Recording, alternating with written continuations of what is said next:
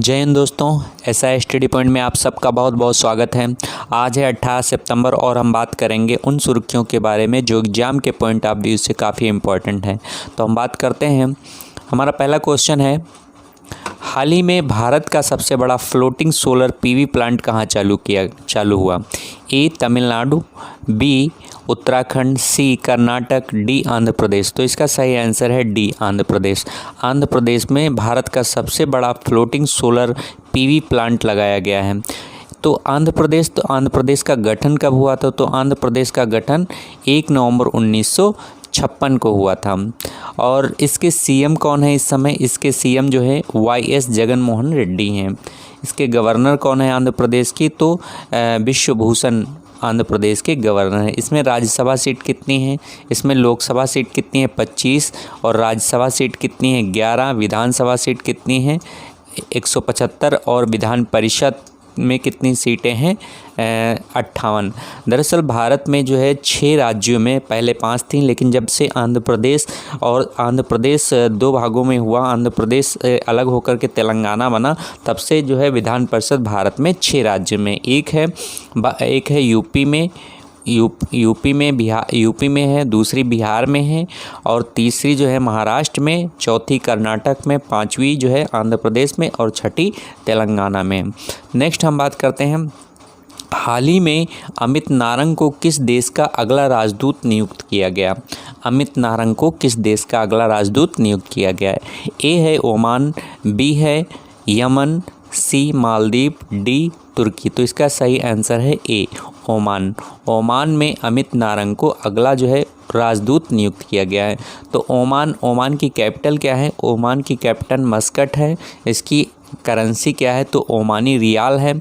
और उसी के जस्ट पास में ही लगा हुआ यमन है। तो यमन की कैपिटल क्या है? साना यमन की कैपिटल है। और यमन की करेंसी क्या है?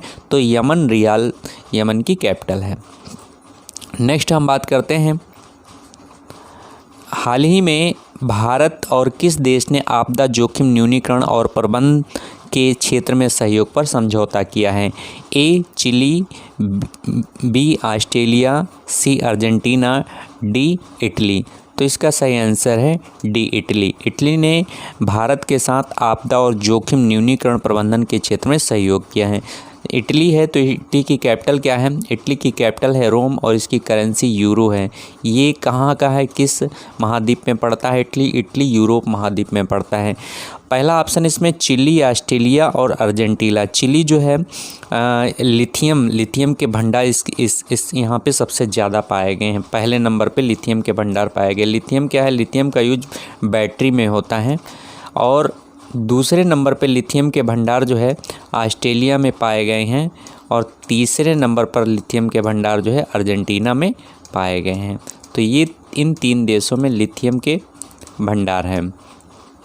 और भी हैं, लेकिन ये चिली में सबसे ज़्यादा हैं, दूसरे नंबर पे ऑस्ट्रेलिया और तीसरे नंबर पे अर्जेंटीना है। अगला क्वेश्चन है, हाल ही में आरएसएस प्रमुख मोहन भागवत ने राष्ट्रीय महत्व की पुस्तकों को निःशुल्क सुनने के लिए किस ऐप का लोकार्पण किया है? ए डिजिटल बुक, बी ऑडियो कुंभ, सी देश दर्शन, डी भारत गौरव। तो इसका सही आंसर है ऑडियो कुंभ। ऑडियो कुंभ को आरएसएस प्रमुख मोहन भागवत ने इसको लॉन्च किया। ये एक ऐप है जिसमें क्या होगा, राष्ट्रीय महत्व की पुस्तकों को निःशुल्क सुनने के लिए, मतलब राष्ट्रीय महत्व की पुस्तकों को निःशुल्क इसको ऑडियो के द्वारा सुनाया जाएगा। जो लोग पढ़े लिखे नहीं हैं उनके लिए ये काफ़ी अच्छा है। तो आरएसएस का गठन कब हुआ था? इसका गठन 27 सितंबर 1925 को आरएसएस का गठन हुआ था। इसका हेडक्वार्टर कहाँ है? तो नागपुर महाराष्ट्र में इसका हेडक्वार्टर है। इसके संस्थापक कौन थे? डॉक्टर केशव बलराम हेडगेवार इसके संस्थापक थे। नेक्स्ट क्वेश्चन है, 17 सितंबर को पीएम मोदी के जन्म दिवस के अवसर पर किस ने पीएम कौशल विकास योजना शुरू की है? ए भारतीय रेलवे, बी गृह मंत्रालय, सी नगरीय विकास मंत्रालय, डी इनमें से कोई नहीं। तो इसका सही आंसर है ए भारतीय रेलवे। भारतीय रेलवे ने पीएम मोदी के जन्मदिवस पे पीएम कौशल विकास योजना शुरू की है। अब हम बात करते हैं भारतीय रेलवे। तो भारत में प्रथम रेल कब चली? अप्रैल 1853। क्या है? 1853 में चली। और कितने किलोमीटर चली? ये 34 किलोमीटर। मुंबई से ठाणे के बीच में 34 किलोमीटर दूरी तय करी। मुंबई से ठाणे के बीच में, इन दो स्टेशनों के बीच में ये चली। किसके समय में? तो डलहौजी के शासनकाल में चली। रेलवे बोर्ड की स्थापना कब हुई थी? रेलवे बोर्ड 1905 में बना। रेलवे का राष्ट्रीयकरण कब किया गया? 1950 ईस्वी में रेलवे का राष्ट्रीयकरण किया गया।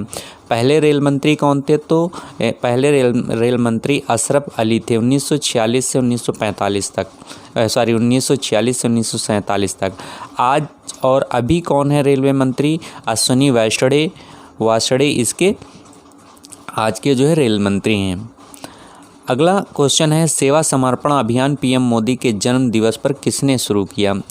ए बीजेपी ने, बी आरएसएस ने, सी विश्व हिंदू परिषद ने। तो इसका सही आंसर है ए बीजेपी ने। बीजेपी ने प्रधानमंत्री मोदी की जन्म दिवस पर सेवा समर्पण अभियान शुरू किया। 20 दिन का सेवा समर्पण अभियान शुरू किया है। कितने दिन का? 20 दिन का।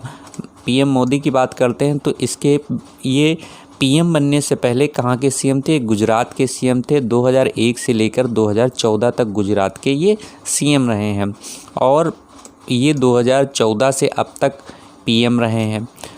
इनका जन्म 17 सितंबर 1950 को हुआ। ये पहले ऐसे भारत के प्रधानमंत्री हैं जिनका जन्म स्वतंत्र भारत में हुआ, मतलब जब स्वतंत्रता मिली उस समय। अब तक के जितने प्रधानमंत्री हुए उनका जन्म जो है जब भारत गुलाम था तब जो है हुआ था, लेकिन प्रधानमंत्री मोदी का जन्म जो है स्वतंत्र भारत में हुआ था। और 6 अप्रैल 1980 को अटल बिहारी वाजपेयी ने बीजेपी का गठन किया। बीजेपी पार्टी का गठन कब हुआ? 6 अप्रैल 1980 को। किसने किया था? श्री अटल बिहारी वाजपेयी ने किया था। हाल ही में विश्व रोगी सुरक्षा दिवस कब मनाया गया? ए 17 सितंबर को, बी 14 सितंबर को, सी 16 सितंबर को, डी 8 सितंबर को। तो इसका सही आंसर है ए 17 सितंबर को विश्व रोगी सुरक्षा दिवस मनाया गया। यह 2019 से मनाया जाता है। वर्ल्ड हेल्थ असेंबली के द्वारा इसकी घोषणा हुई। 2019 से जो है विश्व रोगी सुरक्षा दिवस मनाया जाता है। और राष्ट्रीय हिंदी दिवस 14 सितंबर को क्या मनाया जाता है? 14 सितंबर को जो है राष्ट्रीय हिंदी दिवस मनाया जाता है, या हिंदी दिवस मनाया जाता है 14 सितंबर को। और 16 सितंबर को क्या मनाया जाता है? 16 सितंबर को ओजोन परत संरक्षण दिवस। 8 सितंबर को क्या मनाया जाता है? तो 8 सितंबर को अंतर्राष्ट्रीय साक्षरता दिवस मनाया जाता है। अगला क्वेश्चन हमारा है, हाल ही में एनसीसी की समीक्षा के लिए किस मंत्रालय ने उच्च स्तरीय समिति का गठन किया? ए विदेश मंत्रालय, बी शिक्षा मंत्रालय, सी गृह मंत्रालय, डी रक्षा मंत्रालय। तो इसका सही आंसर है डी रक्षा मंत्रालय ने एनसीसी की समीक्षा के लिए उच्च स्तरीय विशेष समिति का गठन किया। एनसीसी का गठन कब हुआ था? इस एनसीसी का गठन 16 अप्रैल 1948 को हुआ था। इसका हेडक्वार्टर कहाँ पे? न्यू दिल्ली में है। इसका कार्य क्या है? यह जो है एनसीसी के ये छात्रों को इसकी एनसीसी की ट्रेनिंग दी जाती है, या देश के लिए किसी भी उसमें जो काम आता है, किसी भी विशेष अवसर पर इसका काम आता है। जो सुरक्षा के लिए अगर है तो विशेष अवसर पर इसका काम आता है। हाल ही में वन ग्राम पंचायत डीजी पे सखी का शुभारंभ किसने किया? ए मनोज सिन्हा ने, बी गिरीश चंद्र मुर्मू ने, सी जेपी नड्डा ने, और डी राजनाथ सिंह ने। तो one gram panchayat one DG पे सखी, इसका जो है शुभारंभ मनोज सिन्हा ने किया। तो मनोज सिन्हा कौन है? मनोज सिन्हा जो है जम्मू कश्मीर के प्रशासक हैं या उपराज्यपाल हैं। इन्होंने one gram panchayat one DG पे सखी का शुभारंभ किया है। हाल ही में यूरो ग्रीन बांड किसने जारी किया है? ए फाइनेंस कॉरपोरेशन लिमिटेड ने, B steel authority India limited ने, सी हिंदुस्तान पेट्रोलियम ने, डी इनमें से कोई नहीं। तो इसका सही आंसर है ए, पावर फाइनेंस कॉरपोरेशन ने यूरो बॉन्ड जारी किया है। यूरो बॉन्ड क्यों जारी किया है? इसने जो है यूरोपीय देशों को यूरोपीय देशों के लिए जहाँ पे यूरो चलती है उन देशों को अपनी ओर आकर्षित करने के लिए या फंड करने के लिए ऐसा किया है। तो 16 जुलाई पावर फाइनेंस कॉरपोरेशन लिमिटेड की स्थापना कब हुई? 16 जुलाई 1968 को। इसका हेडक्वार्टर कहाँ है? न्यू दिल्ली में इसका हेडक्वार्टर है। इसके अध्यक्ष और प्रबंध निर्देशक कौन है? RS ढिल्लन इसके अध्यक्ष और प्रबंध निर्देशक हैं। अगला क्वेश्चन है हमारा, हाल ही में 2021 इंटरनेशनल यंग इको हीरो के रूप में किसे नामित किया गया? ए आनंद कुमार को, बी उर्शी को, सी अयान संकटा को, डी इनमें से कोई नहीं। तो इसका सही आंसर है सी, अयान संकटा को जो है 2021 इंटरनेशनल यंग इको हीरो के रूप में नामित किया गया है। किस लिए? पवाई झील कहाँ पे? महाराष्ट्र में है। उसके संरक्षण और पुनरुद्धार के लिए इन्होंने जो है उसके संरक्षण और पुनरुद्धार के लिए काम किया है। और ये पुरस्कार जो है ये 8 से 16 वर्ष के बच्चों को दिया जाता है और 16 वर्षों के लिए दिया जाता है। और यह जो है the action for nature NGO के द्वारा दिया जाता है, जो कि USA की एक NGO है। इसका जो है हेडक्वार्टर, इस NGO का हेडक्वार्टर सैन फ्रांसिस्को में है। तो इसके द्वारा जो है 2021 इंटरनेशनल यंग इको हीरो पुरस्कार दिया गया है और किसे? अयान संकटा को दिया गया है। अगला क्वेश्चन है, हाल ही में भारत के पूर्व फुटबॉलर का निधन हो गया, उनका क्या नाम है? ए गुरमीत सिंह संधू, बी सुरेश सिंह, सी भवानी राय, डी अमरिंदर सिंह। तो इसका सही आंसर है सी, भवानी राय को जो है निधन हो गया।